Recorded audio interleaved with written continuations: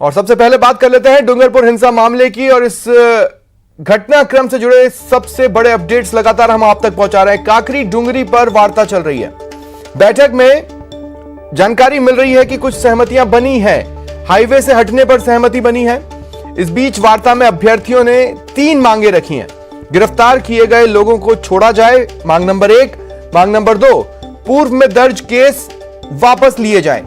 और तीसरी अहम मांग जिसे लेकर यह सब कुछ शुरू हुआ, 1167 जो पद हैं उन्हें एसटी वर्ग से भरा जाए। ये मांग ही नहीं बल्कि शर्त भी है।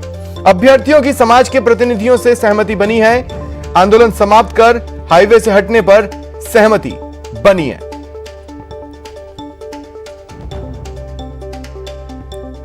तो बातचीत का दौर चल रहा है और इस बीच सड़क पर संग्राम सा छिड़ा है। वहीं एक और अपडेट, सबसे चौंकाने वाली खबर, सूत्रों के हवाले से यह सबसे बड़ी खबर, बेहद बड़ी खबर। बताया जा रहा है कि जो डूंगरपुर में हिंसा हुई है, जो डूंगरपुर में सड़कों पर संग्राम हुआ है, छत्तीसगढ़ गुजरात के लोग उनमें शामिल थे। जो उपद्रव वहां पर हुआ, उस उपद्रव में बाहर के राज्यों के लोग भी शामिल थे। जानकारी मिल रही है सूत्रों के हवाले से, यह बड़ी खबर हम आपको बता रहे हैं। जिन लोगों ने उपद्रव किया उनमें वो लोग भी शामिल थे जो राजस्थान के नहीं थे, डूंगरपुर के नहीं थे, जिनका इस मामले से सीधे तौर पर शायद कोई लेना देना भी नहीं था। वो छत्तीसगढ़ से आए थे, गुजरात से आए थे और अराजकता फैलाई। एक और अपडेट सुनिए, दोवड़ा के पास लोगों ने जाम लगाया है। आसपुर डूंगरपुर मार्ग बंद है। ये बड़ी खबर हम आपको बता रहे हैं। हाईवे से हटने पर सहमति जरूर जताई गई है, लेकिन जानकारी यह मिल रही है कि दोवड़ा के पास आसपुर डूंगरपुर जो मार्ग है, वहां पर लोगों ने जाम लगाकर मार्ग को बंद कर दिया है।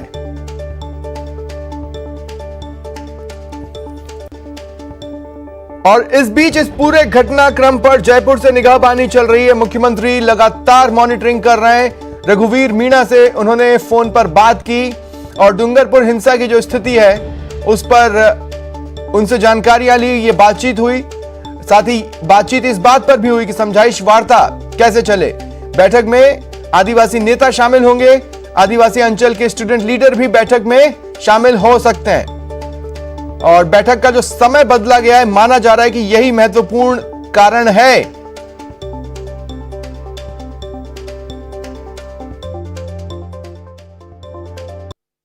जिले में हाईवे पर चल रहे उपद्रव के मामले में न्यूज़ 18 राजस्थान लगातार आपको पल पल की खबरें दे रहा है, साथ ही मौके से हर तरह की तस्वीर भी दिखा रहा है। इसी कड़ी में इस बार हम ऐसे जगह पर आए हैं जहां पर अब तक कोई मीडियाकर्मी नहीं पहुंच पाया। हम लोग काकरी डूंगरी से करीब 50 मीटर की दूरी पर है, जहां पर बर्बादी के जो निशान हैं जो नज़र आ रहे हैं।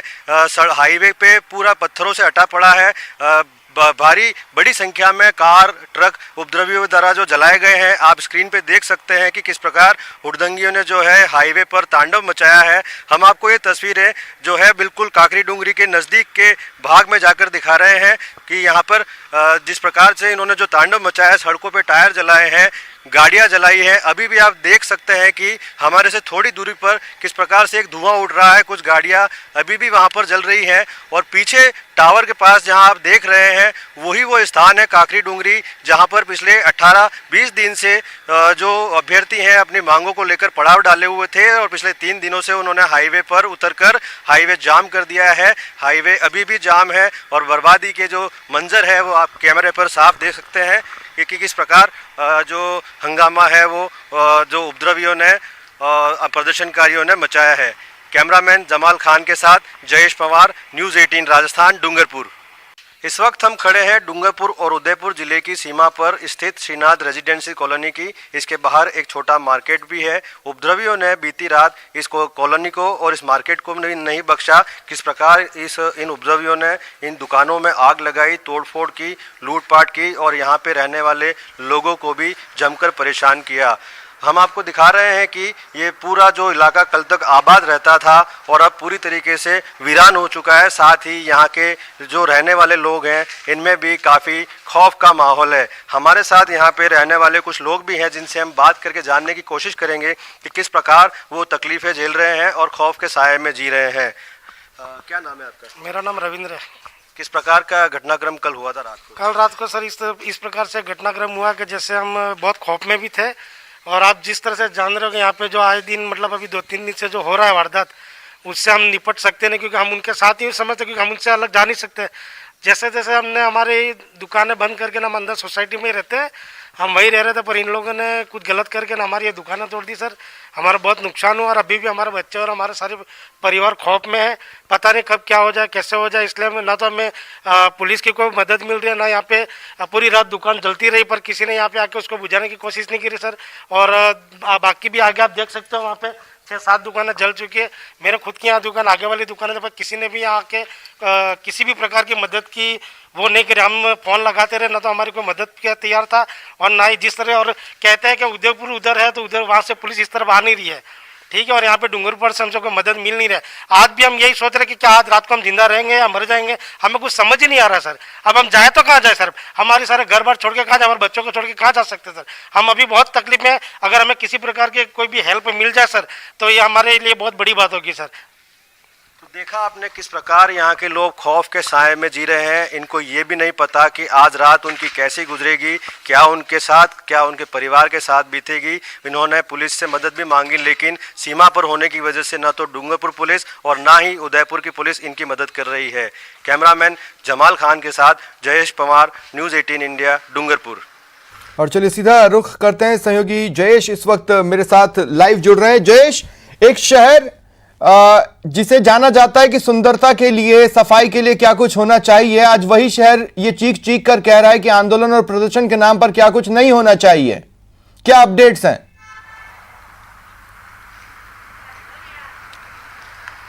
जी बिल्कुल, आज पिछले 3 दिन से जो घटनाक्रम डूंगरपुर में हाईवे पर चल रहा है, 2 दिन की धमाल के बाद में आज माहौल एकदम शांत है। इस वक्त हम खेरवाड़ा कस्बे में है, जो डूंगरपुर ज़िले की सीमा से लगता हुआ उदयपुर ज़िले का कस्बा है। आज पूरी तरीके से खेरवाड़ा कस्बा बंद है, सड़कों पर सन्नाटा पसरा हुआ है। कल जिस तरह का तांडव यहाँ पे हुआ था, आगजनी, लूटपाट, तोड़फोड़, उससे लोग डरे हुए, सहमे हुए हैं। और जो यहाँ के लोग हैं, उन्होंने जिला प्रशासन से पुलिस अधिकारियों को ज्ञापन दिए हैं और मांग की है कि इनको सुरक्षा प्रदान की जाए, साथ ही ऐसी घटनाओं पर अंकुश लगाया जाए कि किस प्रकार से किसी आदमी की, किसी व्यक्ति के, किसी परिवार के जीवन भर की कमाई को इस प्रकार वो 10 मिनट में कोई उजाड़ के चला जाता है, इससे पूरे परिवार पर क्या गुजरती है। लोगों में काफ़ी आक्रोश है। दूसरी ओर हम आज के घटनाक्रम की बात करें तो आज जो है वार्ताओं का दौर जारी है। काकरी डूंगरी जो है, जहाँ पर पड़ाव स्थल है इनका, वहाँ पर आदिवासी समाज के प्रतिनिधियों, कुछ राजनीतिक दलों के प्रतिनिधियों की इनसे चर्चा हुई है, और वो चर्चा समाप्त हो गई है। उसमें ये निकल करके आया है कि हाईवे से हटने की सहमति इनकी बनी है। उसके लिए उन्होंने 3 शर्तें रखी हैं। पहला जो है वो इनके खिलाफ जो मुकदमे दर्ज किए गए हैं पिछले 15 दिनों में, वो वापस लिए जाएं। पिछले 2 दिनों में जितने लोगों को इस आंदोलन में गिरफ्तार किया है पुलिस ने, उनको छोड़ा जाए। और तीसरी और सबसे अहम मांग जो जिसको लेकर के ये पूरा बवाल खड़ा हुआ है, वो ये है कि जो 1167 रिक्त पद है जो सभी वर्गों के हैं, उसको एसटी वर्ग के अभ्यर्थियों से भरा जाए। इन 3 मांगों को लेकर सहमति बनने जाए। लेकिन इसको लेकर के उदयपुर में आज बैठक होनी है, जो 12 बजे बैठक होनी थी टीएडी मंत्री की अध्यक्षता में, वो अब बैठक 3 घंटे। इस बैठक पर हमारे सहयोगी कपिल से अपडेट्स लूंगा, लेकिन उससे पहले जयंत, एक और सवाल है मेरा आपके पास। आप कह रहे हैं कि अब लोग हटने को तैयार हुए हैं सड़क से, लेकिन जो जानकारी मिल रही है आसपुर डूंगरपुर मार्ग बंद किया गया है, लोगों ने जाम लगाया है, वो क्या इसी प्रदर्शन की कड़ी में है या फिर कुछ और?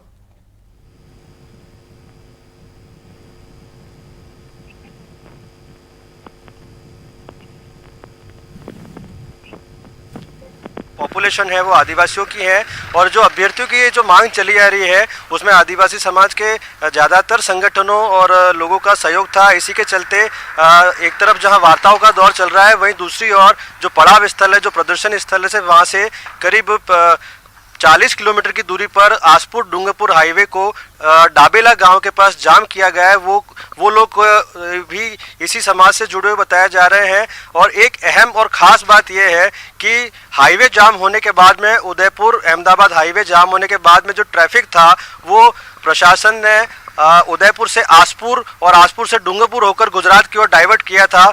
एक बड़ी बात यही है कि उन्होंने उस मार्ग को आज जाम कर दिया है। ये रोड पहले से ही जाम है, तो इस प्रकार जो पुलिस की और प्रशासन की जो ट्रैफिक डाइवर्ट की जो व्यवस्था है वो चौपट करने का प्रयास इन लोगों के द्वारा किया जा रहा है। कुल मिलाकर अगर देखा जाए तो एक दबाव बना रहे और बातचीत भी चलती रहे, उस तरह की रणनीति भी ये हो सकती है। सहयोगी कपिल मेरे साथ जुड़े हुए हैं। कपिल, बैठक पर सभी की निगाहें लगी हुई हैं। लोग कह रहे हैं कि 3 मांगे हैं, मैं कह रहा हूं कि जिस तरह से ये मांगे रखी गई हैं, 2 मांग है और एक शर्त है। देखिए, उदयपुर में जो बैठक आयोजित होनी है, हालांकि उसका समय अभी तक निर्धारित नहीं हो पाया है, क्योंकि पहले दोपहर 12 बजे का समय था, लेकिन अभी तक मंत्री अर्जुन बामणिया और जो डेलीगेशन आदिवासी अंचल से आना था वो अभी तक नहीं पहुंचा है। ऐसे में ये बैठक करीबन 3 से 4 घंटे डिले होने की संभावना है। और ये भी सूचना मिल रही है कि जो मांग और शर्त मौके पर घटना स्थल पर आदिवासी समुदाय के प्रतिनिधि मंडल के साथ में रखी गई है, उसको लेकर भी 5 सदस्यीय प्रतिनिधि मंडल जो अभ्यर्थियों का है वो भी इस बैठक में शामिल होने आ सकता है, अगर देर शाम ये बैठक उदयपुर में आयोजित होती है। इसके अलावा जो अन्य जो नेता है, आदिवासी नेता, जिसमें महेंद्रजीत मालविया है, रघुवीर मीणा है, या फिर और जो छात्र नेता जो आदिवासी अंचल से रहे हैं, उन्हें भी कोशिश की जा रही है कि इस बैठक के अंदर बुलाया जाए, ताकि सामूहिक सहमति बन पाए और उसके बाद में इस आंदोलन को खत्म करने की ओर आगे बढ़ा जा सके। यही नहीं, उदयपुर में भी एहतियात बरतनी शुरू कर दी है, क्योंकि कल डूंगरपुर के बाद में उदयपुर जिले में भी उपद्रवी घुस गए थे और फिर खेरवाड़ा में जमकर तांडव मचाया था। ऐसे में आज खेरवाड़ा के बाद में उदयपुर जिला कलेक्टर की अनुशंसा पर विकास सीताराम भाले, जो कि संभागीय आयुक्त हैं, उन्होंने ऋषभदेव कस्बे में भी 24 घंटे के लिए इंटरनेट सेवा को बंद कर दिया है। और पूरे जिले में अब तक शहरी क्षेत्र में कोरोना को लेकर धारा 144 लागू थी, लेकिन अब इस उपद्रव को देखते हुए पूरे जिले में धारा 144 लागू। ये जो बड़ी खबर आप बता रहे हैं, एक बार अपने दर्शकों को बता देते हैं। ये बड़ा अपडेट है, उदयपुर जिले में धारा 144 लागू की गई है। वैसे तो कोरोना की वजह से भी धारा 144 कुछ जगहों पर लगी हुई थी, लेकिन पूरे जिले भर में इस डूंगरपुर हिंसा प्रकरण को देखते हुए पूरे जिले में धारा 144 लागू कर दी गई है। कलेक्टर ने आदेश भी जारी कर दिए हैं। डूंगरपुर में जो तनाव की स्थिति है उसे देखते हुए एहतियातन ये कदम उठाया गया है, और इसके पीछे इनपुट्स भी हैं, इंटेलिजेंस भी है। इंटेलिजेंस की एक रिपोर्ट में चूक का खामियाजा डूंगरपुर में प्रशासन भुगत चुका है। ऐसे में हर कदम, हर एक हलचलों पर निगाह बनाए हुए हैं। राजस्व सीमाओं में आदेश लागू होगा। सोशल मीडिया के माध्यम से दुष्प्रचार पर भी प्रतिबंध है। इंटरनेट को किस हद तक सीमित किया गया है, इस बारे में हम जानकारी जरूर लेंगे, क्योंकि डूंगरपुर में तो इंटरनेट पूरी तरह से बंद कर दिया गया था। सहयोगी कपिल हमारे साथ है। कपिल, आपने सुना होगा, मैं ये कहना चाह रहा हूं कि क्या इंटरनेट पर कंडीशनल पाबंदियां हैं, या इंटरनेट पूरी तरह से बंद है, या क्या है? कर दिया गया था पूरी तरह से, लेकिन उदयपुर के खेरवाड़ा में कल इंटरनेट बंद करने के आदेश हुए थे, जिस 24 घंटे के लिए कल आदेश हुए थे, जिसे आज अगले 24 घंटे के लिए और बढ़ा दिया गया है। इसके साथ ही ऋषभदेव कस्बा, जो कि खेरवाड़ा के बिल्कुल समीप है, ऋषभदेव उपखंड में भी इंटरनेट बंद करने के आज आदेश दे दिए गए। अगले 24 घंटे तक ऋषभदेव में भी इंटरनेट बंद रहेगा।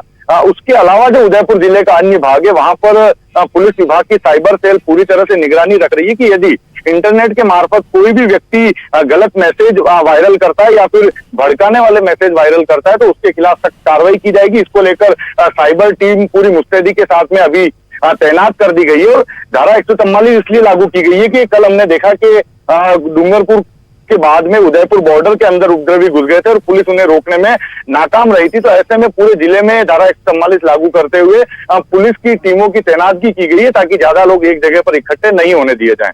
ठीक है कपिल, बने रहे मेरे साथ आप। जयंत, मैं एक बार फिर आपके पास आ रहा हूं। देखिए, कुछ प्रतिनिधि डूंगरपुर से उदयपुर की ओर मूव करेंगे। तमाम हलचलों पर निगाहें हैं। इंटेलिजेंस भी अब ज्यादा सक्रिय होगा कि जो कुछ प्रतिनिधि बातचीत के लिए जाएंगे वो कुछ की संख्या में जाएं।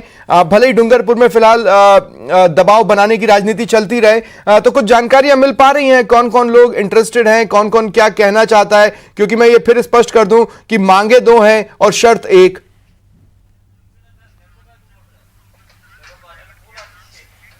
जी बिल्कुल, 2 मांगे हैं और एक शर्त है, आपका सही कहना है। इसको लेकर के डूंगरपुर जिले में जो प्रमुख आदिवासी नेता हैं, उसमें राजनीतिक दल भी हैं और जो कांग्रेस से रिलेटेड कुछ नेता हैं, भारतीय ट्राइबल पार्टी से रिलेटेड भी कुछ नेता हैं, और आदिवासी जो सामाजिक संगठन है उनसे रिलेटेड भी कुछ नेता हैं, जिन्होंने यहाँ पर बातचीत करने के बाद में इनकी जो मांग है उसको लेकर के वो उदयपुर की बैठक के लिए निकले हैं। इसके साथ में जो अभ्यर्थी है उनका 5 सदस्यीय दल भी है जो उनके साथ रवाना हुआ है। इसके अलावा जो जिले के दूसरे इलाकों में जिस प्रकार की जाम लगा करके या जो इस प्रकार से दबाव बनाने की कोशिश की जा रही है, इस बीच जो सूत्रों के हवाले से बड़ी खबर जयंत हमने बताई, ये कहा जा रहा है कि जिन लोगों ने प्रदर्शन किया, उपद्रव मचाया, वो सारे के सारे सिर्फ स्थानीय नहीं थे, दूसरे राज्यों से भी लोग आए, गुजरात से भी थे, छत्तीसगढ़ से भी थे। इस संबंध में क्या जानकारी मिल पा रही है? जी बिल्कुल, डूंगरपुर जिला जो है यहाँ के कुछ आदिवासी संगठन, सभी नहीं कहा जाएगा, कुछ चुने हुए लोग, इनका छत्तीसगढ़ के जो नक्सल प्रभावित इलाके हैं वहाँ से उनका संबंध होने की बातें जो है पहले भी सामने आती आई हैं, लेकिन इसकी पुष्टि नहीं की जा सकती। इस बार भी जो आज जो सूत्रों से मिली जानकारी है कि पिछले 2 दिनों में जो उपद्रव हुआ उसमें केवल डूंगरपुर के लोग नहीं थे, इसमें छत्तीसगढ़ और गुजरात से करीब 300 के करीब लोगों के आने की सूचना हमारे पास है जिन्होंने यहाँ पर आकर उपद्रव मचाया। इससे साफ जाहिर है कि ये एक कोई बहुत बड़ी साजिश है जो डूंगरपुर को अशांत किया जा रहा है और यहाँ से आदिवासी राजनीति को अलग मुहाने पर ले जाने की कोशिश। नहीं, लेकिन बड़ी अजीब बात है, देखिए ये तो हमने देखा कि डूंगरपुर में इंटेलिजेंस का फेलियर रहा, वो किसी भी चीज को भाप नहीं पाए। अब मैं ये कह रहा हूं कि हाल ही में 10 दिन का लॉकडाउन छत्तीसगढ़ में लगा है, इसके अलावा गुजरात में क्या स्थितियां वो भी पता है। दूसरे स्टेट से एक स्टेट में आने के लिए कोरोना गाइडलाइंस ऑटोमेटिक है कि भाई कौन लोग आ रहे हैं, कौन नहीं आ रहे हैं, उन पर निगाह रखनी है, उनकी लिस्ट बनानी है, हो सके तो उनको कुछ पीरियड के लिए क्वारंटीन करना है, नहीं करना है, ये तमाम गाइडलाइंस क्लियर है। इसके बावजूद भी स्पष्ट जानकारी प्रशासन नहीं रख पाया कि भाई कौन कौन लोग बाहर से आए और इतनी संख्या में आ गए, एक अलर्ट दें हम।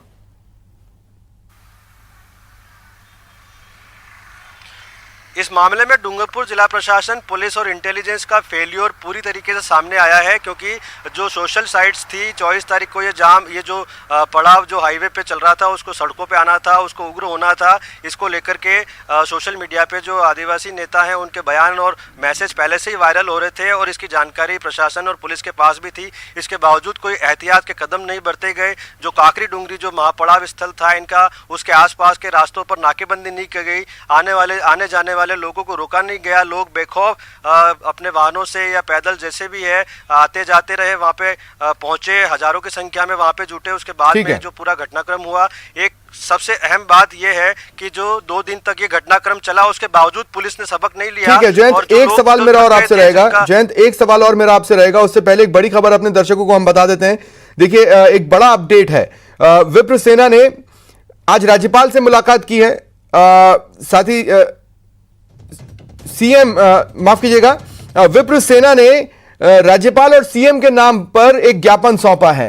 डूंगरपुर हिंसा की इस ज्ञापन में निंदा की गई है, साथ ही यह मांग उठाई गई है कि जो लोग इस हिंसा के लिए, इस प्रकरण के लिए जिम्मेदार हैं उन पर कार्रवाई की जाए। जयंत, शुरुआत से देखें तो जैसे ही ये धड़ा जिसको हम प्रदर्शनकारी फिलहाल कह रहे हैं, ये धड़ा जैसे ही पड़ाव स्थल पर बैठा, उसके बाद जो कुछ घटनाएं हुई, उसके बाद जिस तरह से ये हिंसा की तस्वीरें डूंगरपुर से सामने आई, उस पीरियड में एक दूसरा धड़ा भी था जो कि जो अनारक्षित सीटें थीं लगभग 50%, उनको अनारक्षित ही रखना चाहता था। वो अभी तक उनके बीच में टकराव की स्थिति नहीं आई, भगवान का शुक्र है, लेकिन उनके रिएक्शंस क्या आ रहे हैं?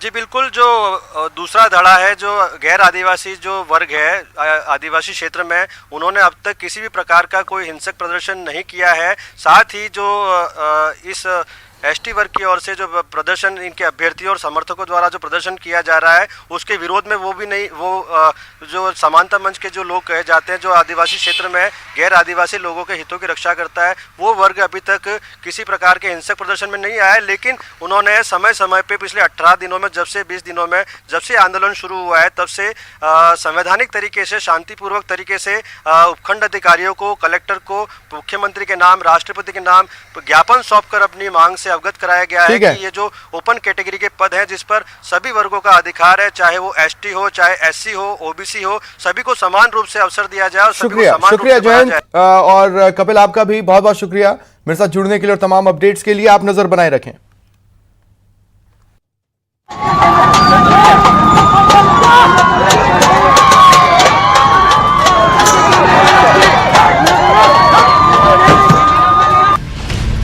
नौकरी के नाम पर नॉन स्टॉप तांडव।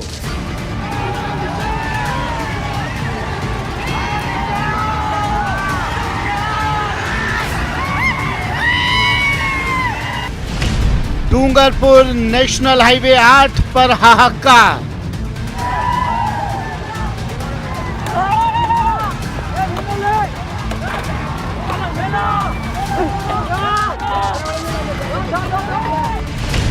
आरक्षण के नाम पर हिंसा क्यों? हम सबको समझना पड़ेगा कि कानून कोई भी व्यक्ति से हाथ में नहीं ले सकता, कानून बड़ा है। पुलिस पर भारी हिंसक भीड़। मैं बताना चाहूंगा ये भीड़ तंत्र है, भीड़ का कोई चेहरा नहीं है। ये हाईवे पर बवाल, विलेन कौन?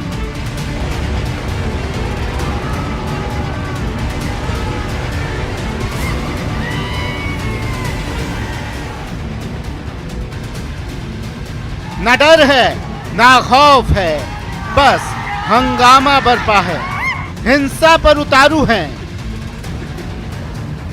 पिछले 24 घंटों से ज्यादा का वक्त बीत चुका है। नेशनल हाईवे 8 पर कब्जा जमा रखा है।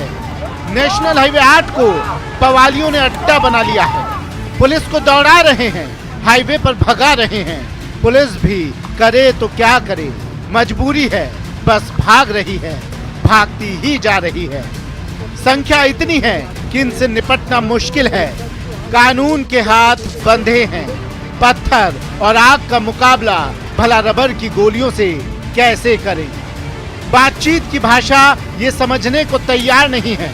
शांति की अपील इन पर बेअसर है। बस एक ही भूत सवार है, हंगामा, हंगामा और सिर्फ हंगामा। देखते जाइए पिछले 24 घंटों से जारी तांडव में क्या कुछ जला है। ट्रक में आग, पुलिस की गाड़ी में आग, हाईवे पर आग, नेशनल हाईवे 8 पर है तो बस तबाही के निशान। आगजनी और तोड़फोड़ की है। 2 से 3 होटलों में तोड़फोड़ की है। एक पेट्रोल पंप को जलाने की कोशिश की है। वहीं 4 से 5 ट्रक और एसपी की गाड़ी सहित करीब 1 दर्जन से ज़्यादा गाड़ियां जला दी हैं। 2 दर्जन से ज़्यादा दुपहिया वाहन जला दिए हैं। एक भीड़ है जो आगे बढ़ती जा रही है। रास्ते में जो भी आ रहा है उसे अपनी गुंडई दिखाते।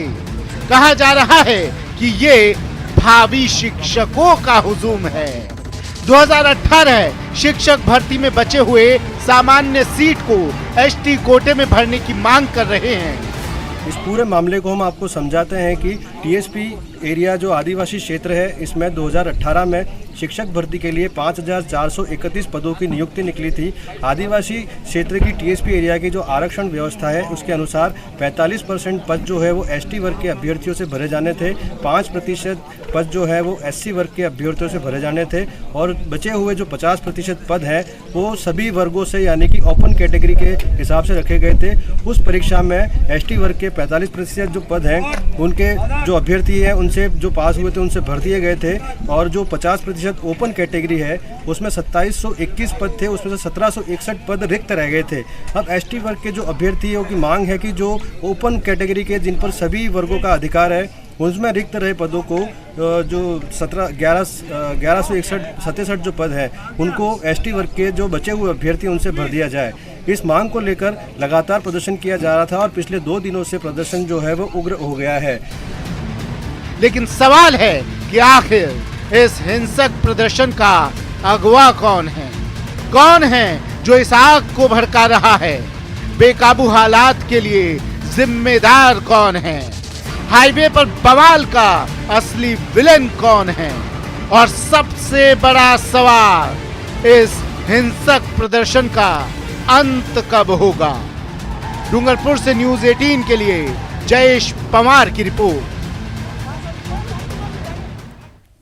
और वक्त तो चला एक छोटे से ब्रेक का। ब्रेक के बाद दिखाएंगे मर्डर से कहां मची सनसनी।